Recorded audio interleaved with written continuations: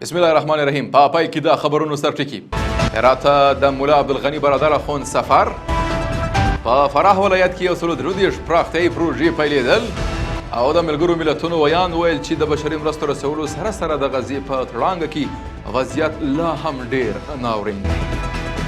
د لوی او مهربان خدای په سپېڅلي نامه درنو لیدونکو سلام. د نن ورځ خبرونو ته ښه راغلاست. نن شنبه د 1404 کال د غبرګولي 10مه نیټه ده. زه صادق فروتن یم. د هم بشپړ خبرونه.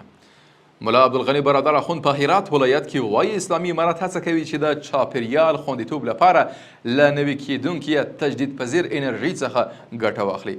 د ریاست الوزرا اقتصادي مرستیال مولا عبدالغني برادر اخوند هرات کې د 200 میګاواټه بادي برېښنا د تولید پروژې لومړی فاز او د 15 میګاواټه لمریزې برېښنا تولید دستګاه جوړولو چارو د پرانیستي په مراسمو کې ویلي چې اسلامي امارت هڅه کوي د چاپیریال د خوندیتوب په موخه د برېښنا په تولید کې له نوي کیدونکې انرژي کار واخلي. ورته مهال د اقتصاد وزیر قاری دین محمد حنیف په دې مراسمو کې ویلي چې اسلامي امارت په ټولو برخو کې په ځانګړي ډول د هیواد د اقتصادي ودې لپاره مهم پلانونه لري.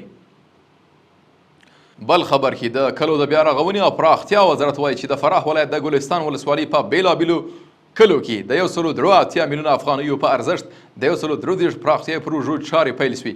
یادو پروژو کې د عمومي او کلیوالي سړکونو، استنادي دیوالونو، پلچکونو او د یو کوچني بند جوړول شامل دي.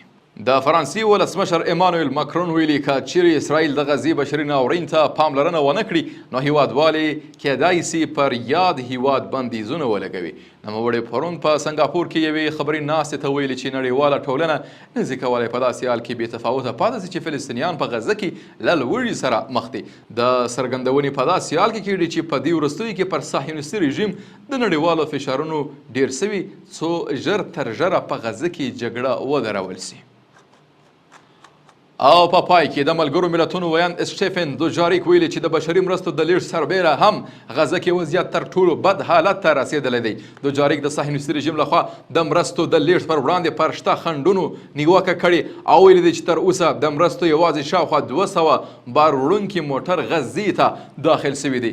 اسرائیلو 12 ورځې وړاندې د نړیوالو فشارونو له امله د غزې 11 اونیزه کلابندي پای ته ورسول او د بشري مرستو کم لیږد بیرته پیل سو. سره له دې نړیوالو بشري سازمانونو د غزې د لوږې او قحطۍ د زیاتې دونکې ګواښ په اړه خبرداری ورکړې او ټینګار یې کړی چې فلسطینیان لا هم پراخو بشري مرستو ته اړتیا لري.